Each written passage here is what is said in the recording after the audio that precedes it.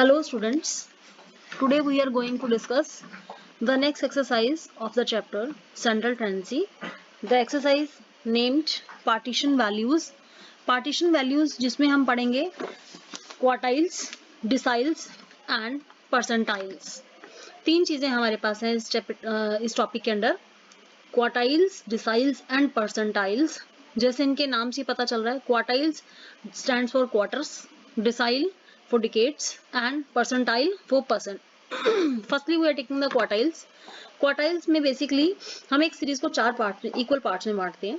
इसमें किसी भी सीरीज में तीन इक्वल पार्ट्स हो सकते हैं, Q1, Q2 and Q3. Q1 is known as first or lower quartile covering 25% items. Second quartile or Q2 is the same as median of the series. Q3 is called third or upper quartile covering the items. Now the deciles. Deciles divides the series into 10 equal parts. For any series there are 9 deciles denoted by D1, D2, D9 तक ये हमारे जाएंगे. These are called as first decile, second decile and the so on. Thirdly, percentiles.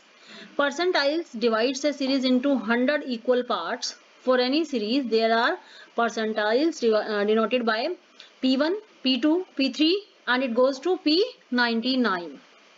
तो हमें quartile, decile और percentile के लिए अलग अलग फॉर्मूलाज फॉलो करने हैं. फॉर्मूला हमें सीरीज के हिसाब से दिए गए हैं, जैसा कि हमने पहले भी पढ़ा है. तीन तरह की हमारी सीरीज होती हैं. पहली इंडिविजुअल सीरीज, दूसरा डिस्क्रीट सीरीज, तीसरा कंटिन्यूअस सीरीज. तो इंडिविजुअल और डिस्क्रीट सीरीज के लिए पैटर्न सेम रहेगा. जैसे क्वार्टाइल निकालना है हमें, Q1, Q3 निकालना है, तो आप देख रहे हैं जैसे size of n1 plus n+1 by fourth item. अगर हमें Q3 निकालना है तो 3 into n+1 by fourth item. अगर हमें डिसाइल निकालना है तो n+1 बाय 10th आइटम. अगर 9th डिसाइल निकालना है तो 9 इंटू n+1 अपॉन में 10th आइटम. अगर परसेंटाइल निकालना है P1 तो size of n+1 by 100th item. This is for individual and discrete series. अगर यही हमें कंटिन्यूअस सीरीज के लिए करना है तो देखिए Q1, Q3 के लिए Q1 n/4th आइटम और उसमें हमारा फॉर्मूला रहेगा जैसे हमने मीडियन में फॉर्मूला लगाया था, ऐसे ही यहाँ फॉर्मूला फॉलो करेंगे. बस यहाँ थोड़ा सा फर्क आएगा. मीडियन के लिए मिड वैल्यू यानी n/2 होता है और जो हमारा क्वार्टाइल्स है उसके लिए n/4 होता है. तो यहाँ से देखिए Q1 का फॉर्मूला जो हम फॉलो कर रहे हैं, दिस इज L1 यानी lower limit plus n/4 minus CF upon में F इंटू I. और अगर हमें थर्ड क्वार्टाइल लेना है तो 3n/4 यानी कि Q3 is equal to lower limit plus 3/4n minus CF upon में F इंटू I. ऐसे ही D1, D9, P1 और P99 के लिए भी हम सेम फॉर्मूला जो है इसमें फॉलो करेंगे. P99 यानी P जो है परसेंटाइल 99. जहां पर हमारा जो P1 था वो सिंगल वैल्यू थी, 1 था. यहाँ पर हमारे पास 99 के लिए हम वैल्यू ले रहे हैं. This is the formula part. Now we are taking the next by questions. Firstly we are taking individual series. जैसा कि आपको इलस्ट्रेशन नंबर 44 में दिया गया है, हमें डाटा दिया है और डाटा से हमें Q1, Q3, D5 and P25 निकालना है. हमें सीरीज दी है. हमारा पहला काम यही रहेगा, सेम जैसे हमने मीडियन में किया था. सबसे पहले हमें सीरीज को अरेंज करना है. देखिए जैसे हमारी सीरीज असेंडिंग ऑर्डर में अरेंज की गई है. हमारे पास n है, n हमें दिया गया है 11. अब हमें इसे फॉलो करते हुए वैल्यूज निकालनी है. देखिए हमें Q1 निकालना है तो n+1/4 जिसमें n हमारा 11 में एक ऐड किया 12, 4 से डिवाइड किया थर्ड आइटम, तो हमारी थर्ड आइटम क्या निकल कर आई 26.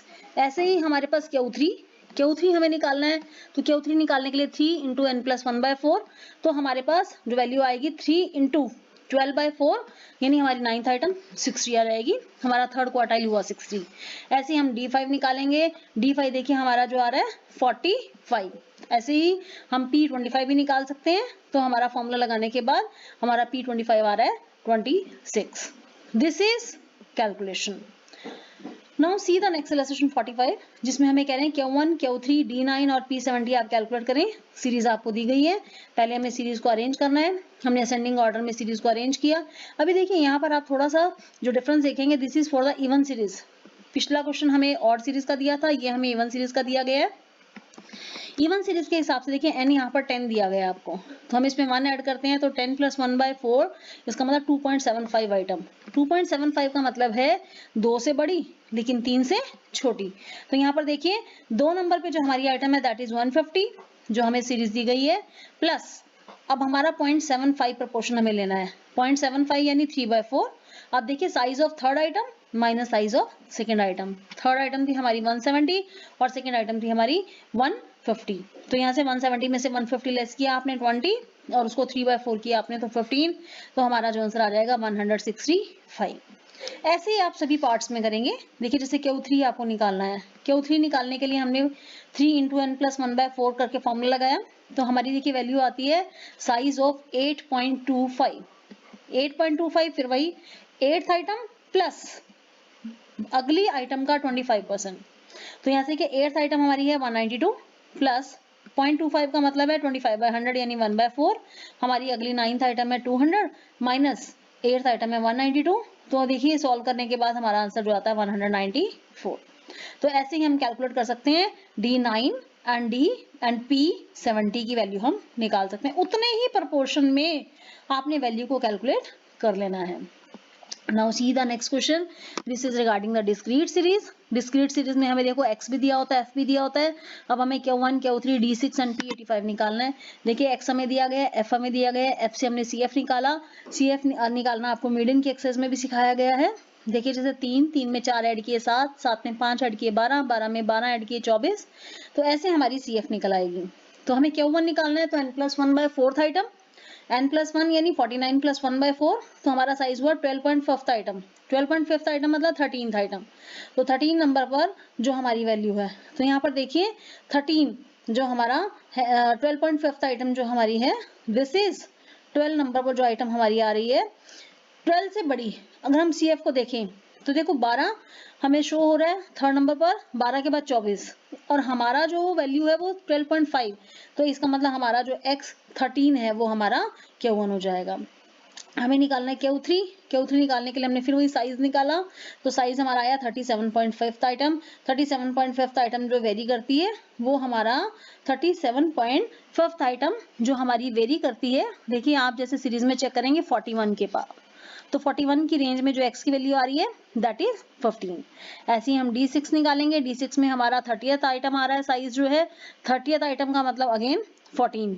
और इसके बाद P85 में हमारा 42.5 आता है, तो 42.5 मतलब 46 आपको मिल रहा है देखिए CF। तो इसकी रेंज में जो हमारा x है वो 16। तो ये हमारी जो वैल्यू है निकल कर आ जाती है।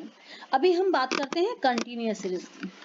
कंटिन्यूअस सीरीज में देखिए आपको फॉर्मूला बताया गया, अब अलग अलग जैसे भी आपको वैल्यूज पुट की गई हैं, पूछी गई हैं, आप बता सकते हैं। जैसे हमें Q1 निकालना है, Q3 निकालना है, D8 निकालना है, P56 निकालना है इलस्ट्रेशन नंबर 47 में।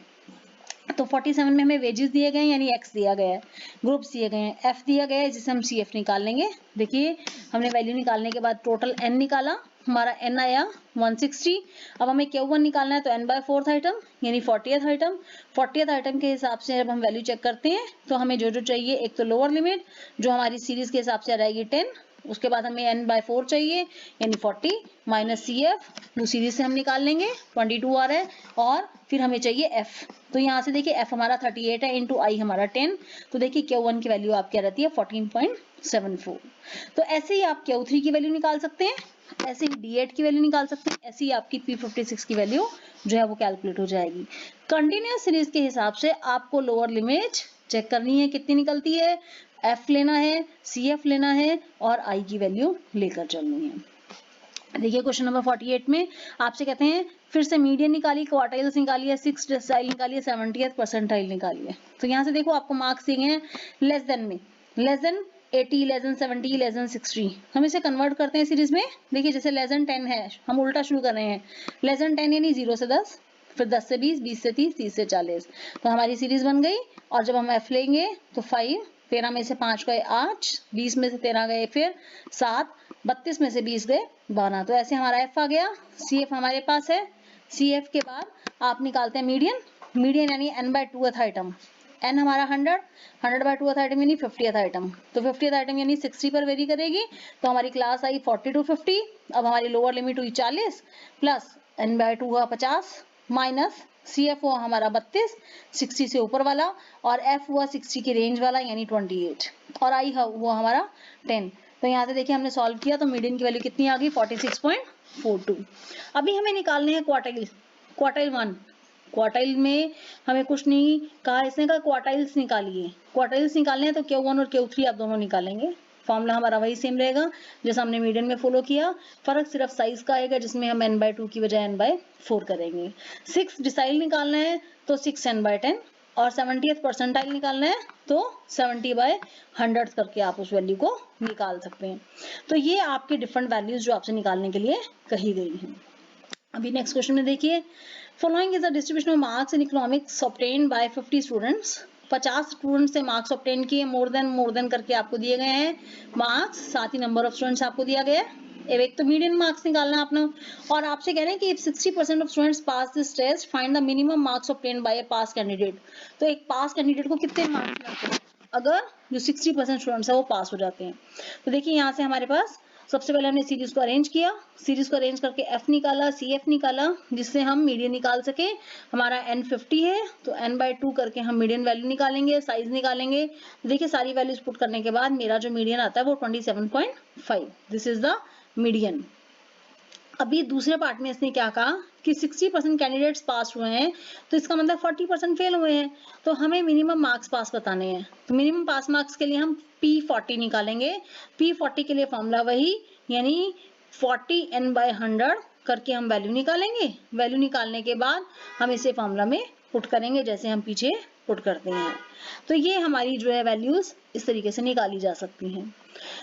नेक्स्ट टॉपिक है जिसमें आपको मिसिंग फिगर्स निकालनी है। मिसिंग फिगर्स देखिए, आपको मार्क्स दिए हैं, फ्रीक्वेंसी दी है, आपको जो फर्स्ट और थर्ड क्वार्टाइल है वो दिए गए हैं। फर्स्ट क्वार्टाइल 25 है, थर्ड क्वार्टाइल आपका 50 है, n आपका 72 है। तो हम क्या करेंगे, 1 by 1 चीजों को लेकर चलेंगे।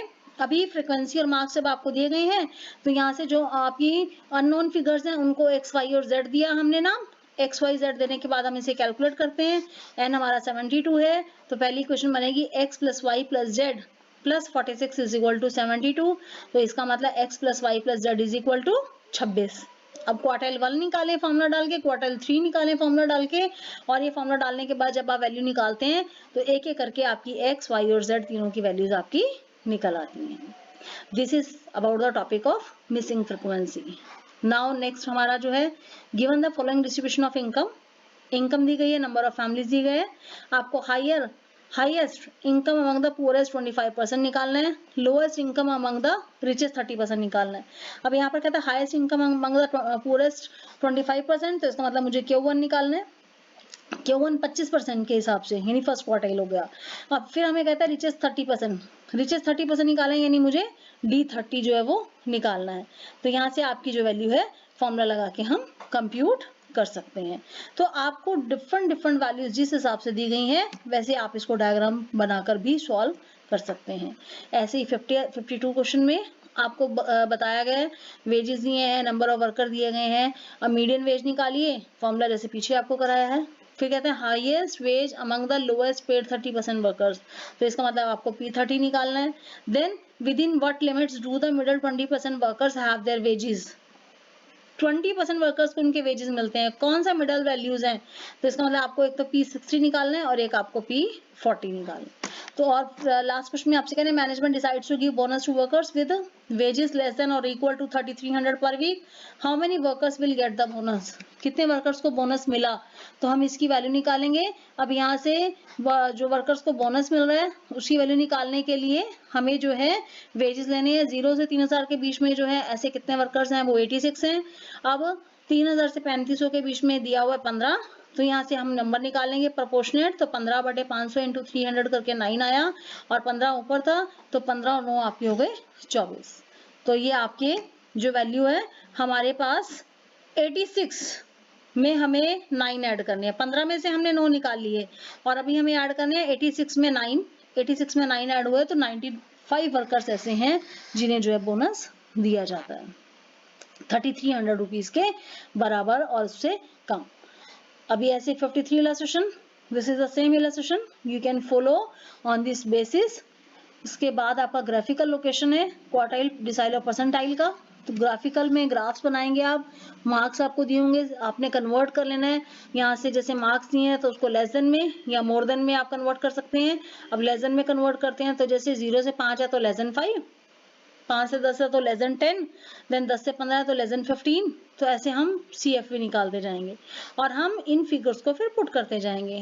देखिए जैसे आपको डायग्राम में बताया गया है, अगर हम मार्क्स लेते हैं एक्स एक्सिस पर और जो हमारी फ्रिक्वेंसी वैल्यू CF है वो लेते हैं वाई एक्सिस पर, तो देखिए लेस देन 5 यानी 5 से कम है तो वैल्यू 4, अगर 10 से कम है तो वैल्यू 10, अगर 15 से कम है तो वैल्यू आपकी 20। तो इस तरीके से आप ड्रॉ करते जाएंगे और आपका जो है ड्रॉ करके वैल्यू जो है कर्व जो है बनता जाएगा। इसी आप इस लेस देन ओगिव कर्व बना के भी इस वैल्यू को निकाल सकते हैं और न्यूमेरिकली भी आप इस वैल्यू को कैलकुलेट करेंगे, value will be the same answer. अब ऐसे ही given below is a pretax monthly income of residents of an individual town, industrial town. आपको इनकम दी गई है, मोर देन बता के मोर देन के हिसाब से दिया गया है, तो आप इसमें भी कन्वर्ट करेंगे 0 से 1000, 1000 से 2000, 2000 से 3000। तो ये आपको फिर आपने कन्वर्ट कर देना लेस देन वाली फिगर में, लेस देन वाली फिगर में पुट करके फिर आप इसको ग्राफ पर प्लॉट करेंगे और ग्राफ को प्लॉट करने के साथ साथ ही आप इसका जो है प्रैक्टिकल पार्ट भी कर सकते हैं, जरूरी नहीं है कि आपको इसे ग्राफ से ही करना है। देन ऐसे 56 में लेस देन होगी बनाना है, same question is repeated here. The next,